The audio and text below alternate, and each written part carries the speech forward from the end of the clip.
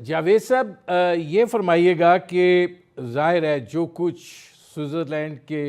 Version stocks पे हुआ, यकीनन वो पाकिस्तान के लिए एक बड़ा खुशाइन चीज़ है। और जिस तरीके से अमेरिका के नायब सदर जेडी वैंस पाकिस्तान की क़यादत के बारे में रद्दुल लिसान नज़र आए, वो भी एक अनहोनी सी चीज़ है। क्या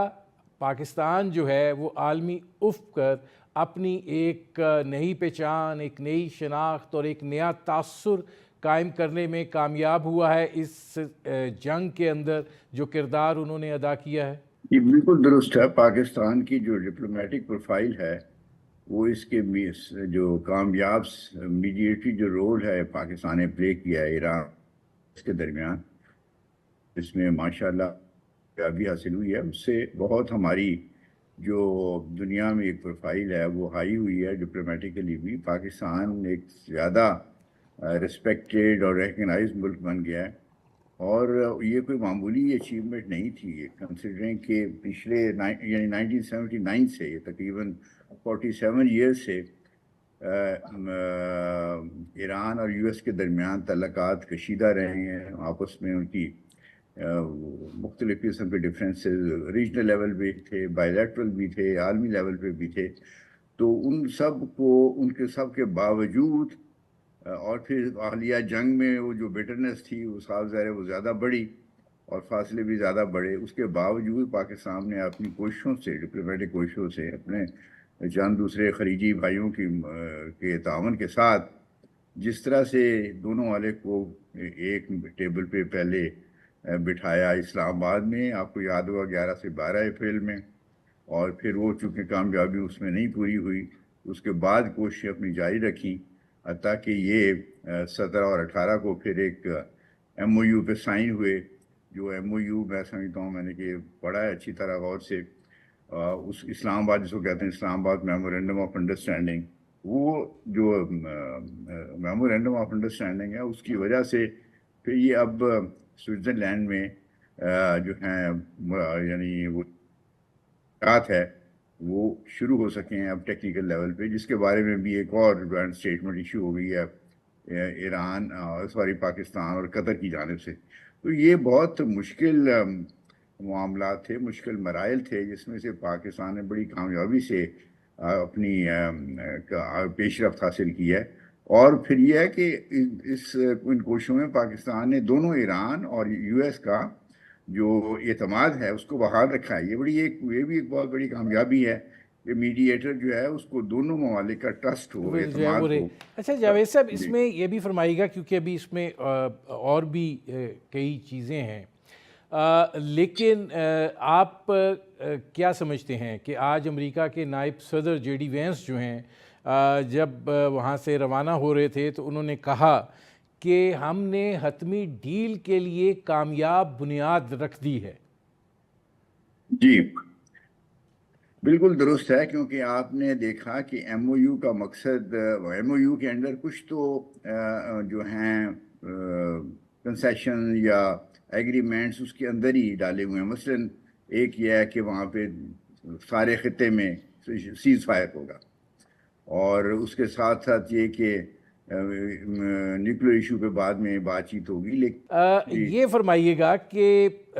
ज़ाहिर है इस सारी सूरत हाल में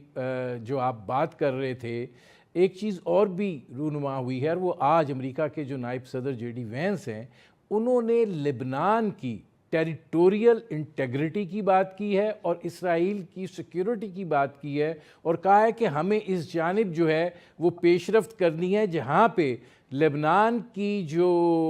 टेरिटोरियल इंटेग्रिटी है उसको पर आँच ना आए और इसराइल जो है वो पुरअमन तरीके से रह सके।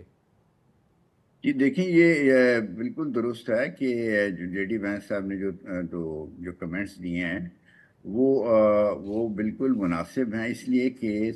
जो MOU है और फिर उसमें ये बिल्कुल क्लियरली कहा गया है कि दोनों ममालिक जो हैं जो सीज़ फायर करेंगे उसका सारे खित्ते पे उसका अमल दखल होगा, इंक्लूडिंग लेबनान। उसका मतलब यह है कि हिजबुल्लाह और इसराइल के दरमियान जो झड़पें हो रही थी और उसकी बात थोड़ी बहुत अभी भी उसकी यानी होता रहता है, इसराइल की तरफ से हमले होते रहते हैं जो जिसके ऊपर ईरान ने सख्त एतराज़ किया, ये बिल्कुल रुक जाएंगे। اور رکنے کی بنیاد یہ رکھی جائے گی کہ لیبنان کی جو ٹیریٹوریل انٹیگریٹی ہے اس کو اسرائیل اس کو رسپیکٹ کرے، اور حزب اللہ جو ہے وہ اسرائیل پہ حملے کرنے بند کر دے، اور اسرائیل جو ہے وہ لیبنان پہ اپنے حملوں کو روک دے۔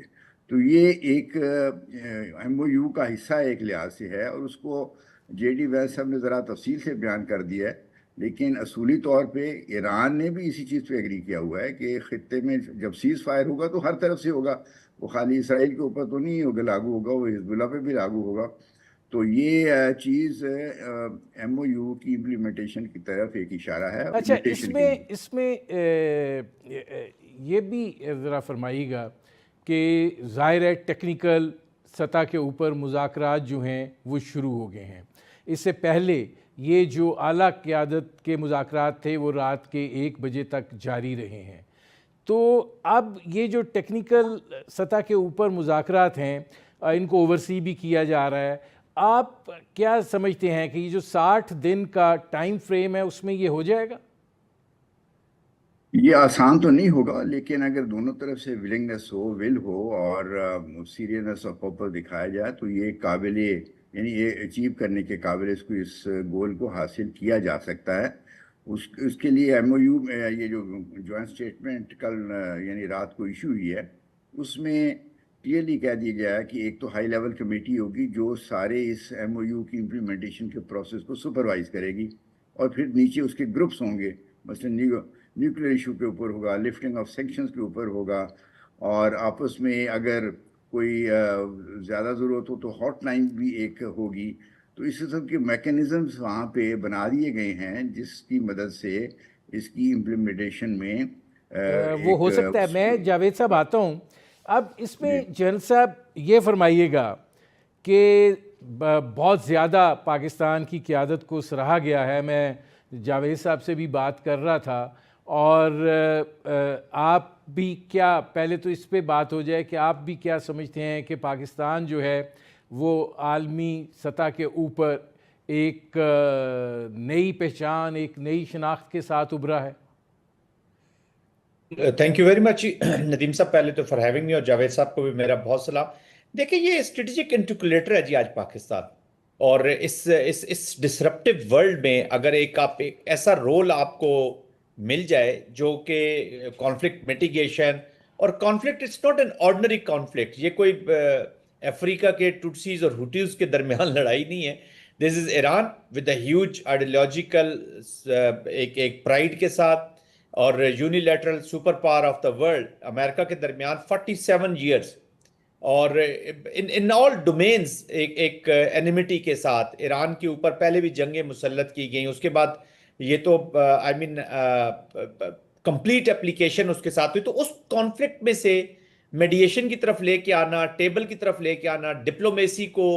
فرنٹ لائن کرنا، اپلوڈ کرنا، تو I think that's a huge credit goes to Pakistan کی ملٹری اینڈ پاکستان کی پولیٹیکل قیادت کو جاتا ہے کہ جنہوں نے اس انوائرمنٹ کا پورا فائدہ اٹھایا جس میں آلریڈی مارک کے حق کے بعد پاکستان ایک سینٹرل پوزیشن پہ آیا تھا۔ لیکن یہ پوزیشنز آ جاتی ہیں، انوائرمنٹ بھی مل جاتی ہے، اس کو کیش کیسے کرنا ہوتا ہے، ایکسپلائٹ کیسے کرنا ہوتا ہے، دیٹ فنیس پاکستان نے کی ہے اس وقت، اور اپنے آپ کو میننگ فل کی ہے، اور آئی ایم شیور کسی پہ بلڈ کر کے فیوچر کا کورس بھی پکڑا جا سکتا ہے۔ It's a huge effort, huge effort. ناظرین، ہماری گفتگو جاری ہے۔ اچھا جنرل صاحب، دو چونکہ سینسیٹیو سوال ہیں، ذرا کم آپ سے پوچھتا ہوں۔ یہ فرمائیے گا کہ امریکہ کے نائب صدر جے ڈی وینس جو ہیں انہوں نے برجن اسٹاک سے روانہ ہوتے ہوئے یہ بات کہی کہ جی حتمی معاہدے کے لیے کامیاب بنیاد رکھ دی گئی ہے، اور جب وہ باقی چیزوں پر آئے تو انہوں نے کہا کہ یہ بھی ایک بہت نمایاں کامیابی ہے کہ ایران جو ہے اس نے IAEA کے انسپیکٹرز کی تہران میں واپسی پر اتفاق کیا ہے، ایگری کیا ہے۔ آپ اس ڈیولپمنٹ کو کیسے دیکھتے ہیں؟ اگین دیکھیں، واپس تو خیر آنا تھا، جو واٹر ٹائٹ ارینجمنٹس ہوں گے فیوچر کی ڈیل کے اندر، لیکن IAEA کے ساتھ ایران از ناٹ کمفرٹیبل جی۔ لاسٹ ٹائم بھی جو ریزن فار وار بنا تھا، جو 12 دن کی جنگ ہوئی تھی، تو IAEA نے وہ انوائرمنٹ پرووائڈ کی تھی جب ایک دم انہوں نے اپنا ایران کے بارے میں بڑا سیریس آبزرویشنز دے دی، اور اسی کو کاسس بلائے کر کے ریزن فار وار کر کے امریکہ نے وار میں شامل ہوا، اور جو بھی آبلیٹریشن اور جو بھی وہ پھر ایک دیٹ از اے ہسٹری. تو ایران جو ہے انہوں نے کہا کہ جی بٹرے کیا گیا ہمیں ایک انٹرنیشنل ایجنسی کی وجہ سے، that's why they were not acceptable there. But having said that سب نے اپنی اپنی ریویو کی ہے. وار کے بعد تبھی آپ نیگوسیشنز کی طرف جاتے ہیں جب آپ کو سمجھ آتی ہے کہ ہم نے مس کیلکولیشن کر لی ہے، یا یو ہیو ون وار کہ ابھی چلے جی بات چیت کے ذریعے ٹیبل کے اوپر اس کو کلوز کیا جائے، یا you are in a bad trouble, تبھی تو آپ نیگوسیشنز پہ جاتے ہیں. تو دونوں ممالک اس بات پہ پہنچے ہیں کہ ہم نے ملٹری اسکلیشن بھی کر کے دیکھ لی ہے، تو اب ہم نے اس پیس کا جو ڈپلومیسی کا موقع ملا ہے اس کا پورا فائدہ، that's why they are on the table. پھر دونوں کوشش یہ کر رہے ہیں کہ ہم اب اس ٹیبل کے اوپر جتنے بھی پالیسی کیپچولیشن کہہ لیں یا جو نوشن آف وکٹری اس کو امپروو کر لیں. بٹ ہیونگ سیڈ دیٹ بہت سی چیزوں پہ پھر خود بخود آپ کمپرومائز کرتے ہیں. آپ ایک کمرے میں بھی آج بیٹھے ہیں، تو IAEA کا آنا کوئی اتنا اچنبھے کی بات میرے لیے کم از کم نہیں ہے، آلدو کہ ایران کی ریزرویشن ضرور رہیں گی. بٹ اگر mentally and as a political انہوں نے اپنا ایز اے ڈیسیژن لے لیا گورنمنٹ کہ انہوں نے نیوکلیئر ویپنز نہیں بنانے، اور پرومس بھی کریں گے اور ڈیل بھی کریں گے اس کے اوپر، تو پھر انہیں اتنا اعتراض ہونا نہیں چاہیے جی. بٹ اگین IAEA کو میں کہوں گا کہ افیکٹو بیلنس کے ساتھ، نیوٹریلٹی کے ساتھ یہ ادارے جتنے چلیں گے، سائڈ کسی کی نہیں لیں گے یا کسی کو بڑی جو گلوبل نارتھ ہے ان کے ایجنڈے کو نہیں لے کر آگے چلیں گے، تو آئی تھنک ان کی کریڈیبلٹی میں بھی اضافہ ہوگا، اور جو تھرڈ ورلڈ ہے یا گلوبل ساؤتھ ہے، they will have more trust in them.